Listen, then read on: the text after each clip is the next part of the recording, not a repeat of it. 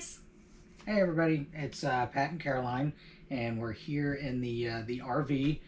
Right now we're in a little town called Riviera, Texas. We're about 3 months into our trip, and we kind of just wanted to give everybody a overview of what we done and starting why we started doing this, what the plan was, what the intention was, and just the overall process of what it took to get to where we are, including the travelings and where we've been and future travelings, where we're actually going to go to. So, for those of you that may not know, we started RVing full time and traveling the East Coast. That took a lot of courage and work to get to that point. So, why did we start doing this? Working at Discount Tire for a long time. I had the same job for 27 years, and I'd say probably the past 5 or 6 years, even though it's a great company to work for, it's a great company to do business with, and they treated me really well, and they would have me as long as I wanted to be there. Just didn't feel fulfilled with my job. It was just kind of like Groundhog's Day. It was the same thing over and over again, and it just didn't seem like that was my purpose anymore. I think my purpose had changed, and going through this day in and day out, I started doing a lot of research on ways that that I could feel better about what I was doing every day. And we talked about doing this RV thing, kind of joking when we first got married. When we retire, we're going to travel the country and see all these things. And with Caroline being sick, the idea was she doesn't have to necessarily be sick just in Orlando. She could take that anywhere, and all I had to do was come up with a way to pay it, pay for this lifestyle, this trip. And I think that's the hang up with a lot of people. Yeah, so what Pat did, he totally surprised me. He went out and gave a solicitation to a company and said, "Hey, I would like to do this traveling around the Gulf Coast and East Coast and doing fishing videos and teaching people how to fish." And the company loved it. So he started doing videos for Salt Strong. So officially, I retired from Discount Tire on November 26th, and I started with Salt Strong on December 1st. Now, in preparation for my job, because I've never I've never created videos before. I've never done that. Matter of fact, I'm the guy that won't even take pictures at a theme park or any of those things. I just didn't carry cameras or anything like that. I hated that stuff, so I had to learn how to do all this stuff. So it was April of 2021 was when I had pitched my idea to the guys at Salt Strong, and they said, sounds great. When are you going to be ready? We worked out a time frame, and they said, in the meantime, start making videos so you get used to it. And that's why I came up with the YouTube channel, Shallow Water Guys. Some of you guys already know, and started making videos. So there's definitely a big change from when I started making videos to where I'm at now, even though I've got a long way to go. But it's definitely gotten easier being comfortable in front of the camera and the video editing and all that process. And even though I am fishing, it's still a full-time job, and there's a lot of work involved behind the scenes that people don't know about. Matter of fact, there's many weeks I definitely work more than 40 hours a week. He absolutely works more than 40 hours a week, but he's out fishing. It's definitely been an adventure, and I do love it. This really is a dream job for me. Yeah, and I'm glad that we had the courage. Mostly Pat had the courage. I'm just following along. I'm currently not working because of my disability, but I've been a telecommuter for the past 10 years in my job. So once I start feeling better, that'll fit right in with this lifestyle. And I'm looking forward to that.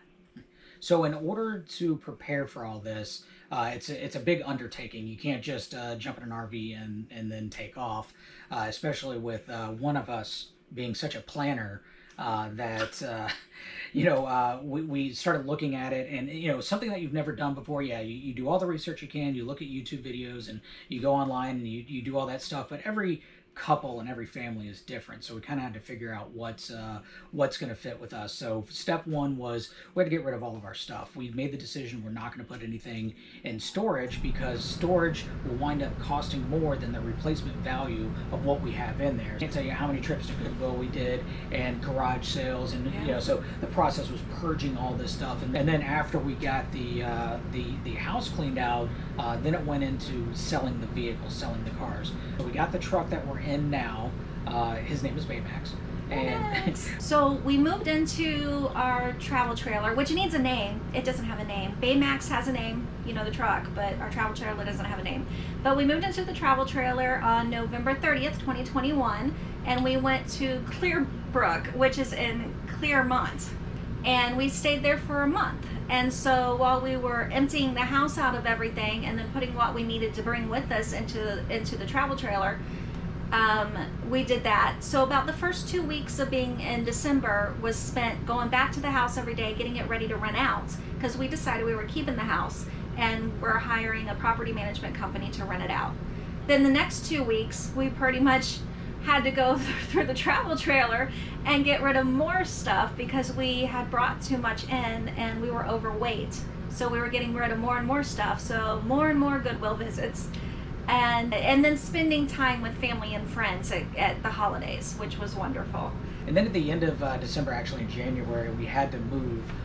This just so happens to be at the point where we both started feeling a little off. I had been under the weather for about a week or so. So we went to a clinic, and they told him he had bronchitis, gave him some medicine, but he could not breathe whatsoever.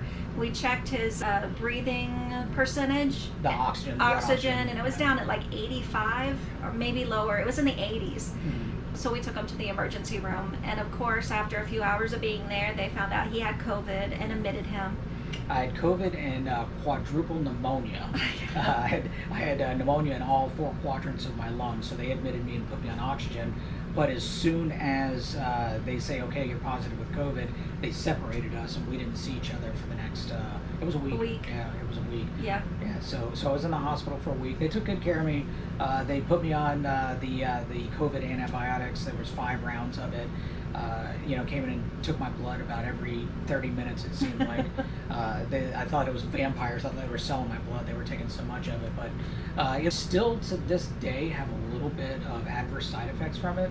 I get winded easier than I used to, and this is, 3 months later or something like that, right? I still get a little winded if I'm on the kayak and making videos. If I'm paddling the kayak and trying to talk at the same time, I definitely get winded. But when I was released from the hospital, that day, or was it the next day, we had to move from Homosassa, and that's when we had to pick everything up, and Caroline drove the truck and trailer to my aunt and uncle Cindy and Ray's. They were gracious enough to give us a spot in their RV barn until I felt better, and that was a godsend. That was a savior for us. Without that, we wouldn't know what to do. Yeah, they didn't hesitate. I didn't know where to go because we were supposed to go to another site, and he was still in the hospital like 2 days before we were supposed to move, and I couldn't extend where we were. I didn't know if I should go to the other site because we were only staying there 4 days. So I called Cindy and Ray, and they didn't hesitate to let us come over, and were willing to come and move us, which was great. Pat got out of the hospital the day before, so he was there, so we moved ourselves. I just did everything with his supervision. Thank you, Cindy and Ray, for helping us out. You were a lifesaver. Thanks. Thank you very much. It worked out. I mean, we hit the road, and he gets COVID, he gives me COVID. And we're like, is this a sign we shouldn't do this? And I thought, no, it's a sign that we can handle adversity. Yeah. It's funny, there was many of those signs along the way. Break-in trips, we went up to Fort Pickens with the family, and when we were driving down I-10, my mom was following us.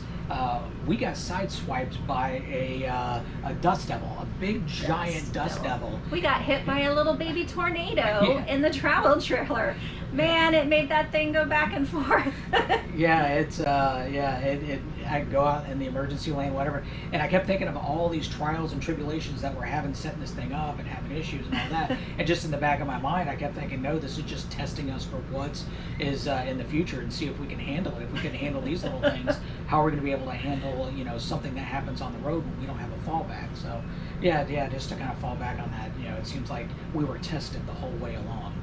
On our trip, our first, when we left Cindy and Ray's, our first stop was just an overnighter up in the panhandle of Florida, just past Tallahassee. And then from there, we went to Alabama. Mm-hmm. And the idea of going to Alabama, this was just an overnight. We're just going on our way to New Orleans, and we were going to stay for 5 days. we found this another little campground. It was a nice campground too, but we wanted to go to Lambert's Cafe, which is a little southern cafe. And Throw rolls at you. They have the home of the thrown roll. So I've been looking forward to this for probably about a month or so. And the campground that we were at, it wasn't right around the corner. It was probably about a 30-45 minute drive from Lambert's. We pull up in the parking lot right at, say, 11 o'clock when they open up. We're like, wow, we're the first ones here. And then we realized on the marquee, closed for remodeling. So we didn't get our Lamberts, so we got on the phone, of course, to see what else there was around, and we found a Paula Deen's, and it was really good. It was family style, really tasty food, and it had a pretty view over a nice lake. So if you're ever in the area and Lambert's is closed, or you're there for more than one day and you need two places to eat, Paula Deen's is a great place too. That was in Foley, Alabama. Yeah. So we did an overnight in Foley, and then when we left there, that's when we were in New Orleans, and we stayed at St. Bernard State Park in New Orleans, which is just southeast of New Orleans, it was that balance between being able to go to New Orleans and doing the touristy things, and then going southeast and doing the fishing that I was doing there. So we got a couple of days of fishing in. I was able to make a video, and we got a couple of days of sightseeing in. We did. We did the tour bus, the double-decker tour bus, kind of showed us the area. Then the second day we did a walking tour, and we got food at we got beignets and coffee at Cafe Du Monde. Yeah, Pat really wanted that. He said that's the famous place to get beignets and coffee, and he enjoyed his chicory coffee. Yeah, the chicory coffee was good. Yeah. I skipped it. There wasn't cream and sugar in it, so it wasn't desserty enough for me. Right. More sugar with your beignets. That's what you need, right? Yeah.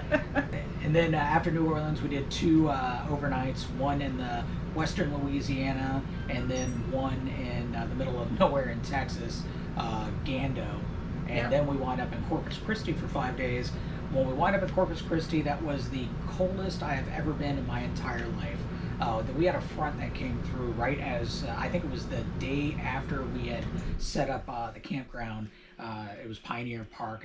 The park was really, really nice. This was one of those parks that I splurged on and kind of went over where we normally wanted to spend in our budget, because it was right on the beach. It was just over the sand dunes on the beach, and it was a touristy area, so there's a lot of things to do. But with that weather, when it came in, it was brutal. The one morning I came out, I don't think Caroline left the RV for 5 days. I think I stayed in the RV, except for to get in the truck to go to a restaurant in Corpus Christi. Yeah.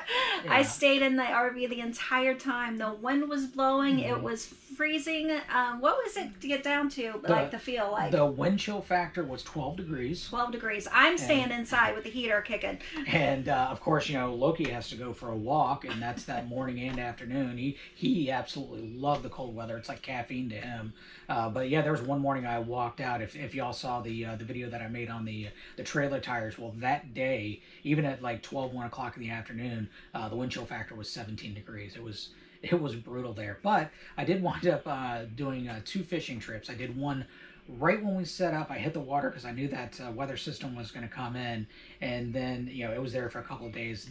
Really didn't do any fishing then. But then after that, our last day there on Sunday, one of the other guys that works for Salt Strong lives in Corpus Christi, and I was able to go out on the boat with him, and we had a really good day fishing. Believe it or not, we had the whole bay to ourselves. We were the only idiots on the water, but we got into a mess of big fish. It was really good. That actually is a town I would love to spend more time in, because I think maybe in better situations it would be a cool experience, but that's for another trip. We were right on the beach. That's our campground was on the beach, on the Gulf, and I didn't even walk over the dune to look at the beach. It was so cold. I would go back there again. Yeah. And after that, after our 5 days there, we just had, we didn't have to do an overnight. We drove straight to Port Isabel, which was only about 2.5, 3 hours. It wasn't a very far run at all. And we were in Port Isabel, which is, if you're not familiar where that's at, it's literally right across the intercoastal from South Padre Island, where the big, the tourist destination is, a big summertime place. Port Isabel is just the small fishing village that's, kind of attached to it. But it was a nice little campground that we were in. I mean, we're not staying, these campgrounds that we're staying at is not the Ritz-Carlton. It's not, they're just, we're just looking for a place that's going to be safe and friendly and next to stuff.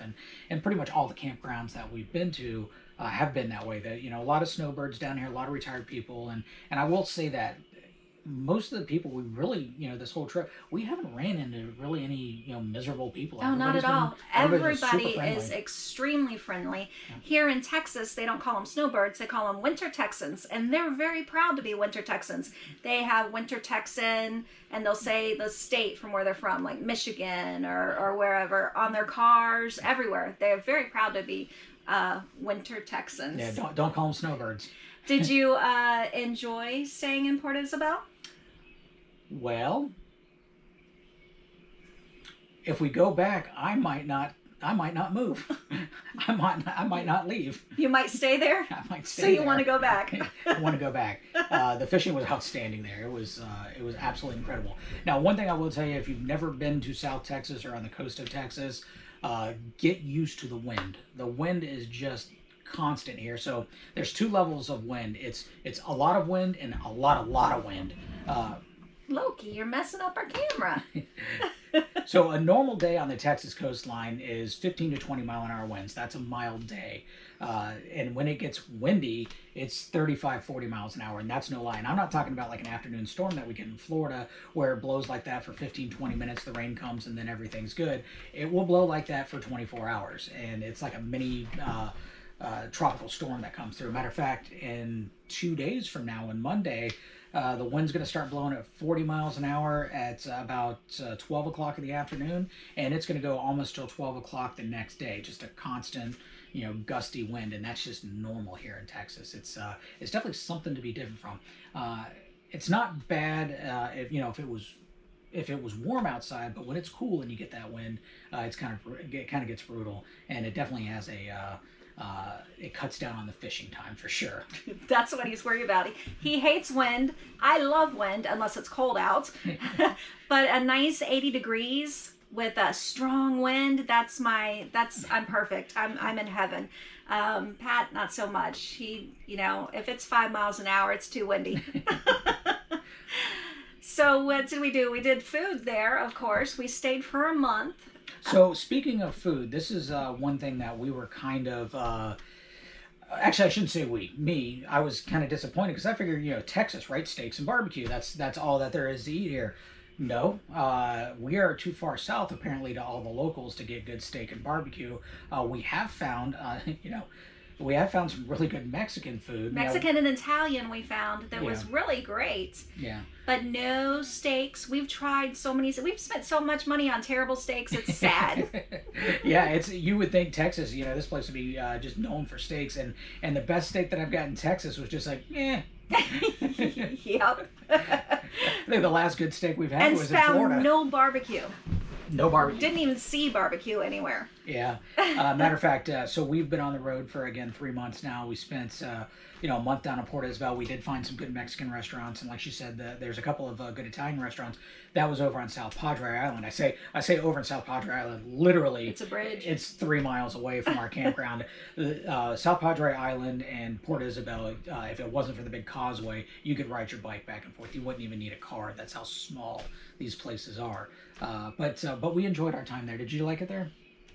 Yeah, I liked it there. It was we had pretty views because of the canals where the boats go in and out and fishing. I liked that you could just go out there. You didn't have to drive an hour to go out on the water. And there was places to eat. And there's the downtown little area, very, very small, but it's very cute. It's like one city block. It's very With cute. a Their little lighthouse lighthouse. Yeah, I liked it. And then while we were there, we decided we would go over to Boca Chica to see SpaceX and Starbase. And that was really cool. And before this point, we hadn't been getting pictures and video, but we did actually start getting some video. And so you'll get to see that on here where we went to SpaceX and Starbase and the beach that's there. Really, really cool. I'm sure that they'll be like NASA in the future and close the roads down and make you pay to go through there. But it was neat. Boca Chica is a really cool place to visit, and you can make a day of it if you wanted to spend some time on the beach. Just bring food with you, because you know you're not going to find anything food. Talking about food again. You're not going to find anything around there to buy anything. No, there's nothing there. Our plan is, we had promised people, family and friends, that we would keep you updated on what we were doing and send pictures and videos. So this is our first take on updating everybody and getting some videos. We'll do a much better job in the future actually getting videos of the places we are, or pictures. Maybe we'll do these more often so they won't be as long. So we won't have as much to talk about. We'll do it at least once a month. There we go.